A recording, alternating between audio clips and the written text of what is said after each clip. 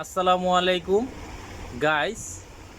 আপনারা যদি কেউ কখনো কলা কিনেন, মানে কলার যারে বলে হানা, কেউ যদি কখনো কলার হানা কিনেন, কলা যদি হয় কাঁচা কলা বা বাত্তি, তখন বাসায় নিয়ে যদি কলা রাখেন, তখন সেই কলার মধ্যে এভাবে কলার যে ছড়ার মুখটা, সেটার মধ্যে আপনার টিস্যু পেঁচিয়ে এই টিস্যুর মধ্যে এভাবে পানি দিয়ে দিবেন। বোতলের মুখা দিয়ে এভাবে পানি দিবেন, টিস্যু অথবা কাপড় দিয়ে এভাবে পানি দিয়ে দিলে কলাটা শুকাবে না, তরতাজা থাকবে এবং অনেক দিন ভালো থাকবে। পিওর ভালো তরতাজা কলা খেতে পারবেন। আমার এই টিপসটা যার ভালো লাগবে অবশ্যই ভিডিওতে একটা লাইক দিবেন, শেয়ার দিবেন, পেজটাকে ফলো দিবেন, চ্যানেলটাকে সাবস্ক্রাইব করবেন। সবার সুস্বাস্থ্য কামনা করছি। সবাই ভালো থাকবেন, সুস্থ থাকবেন। আল্লাহ হাফেজ।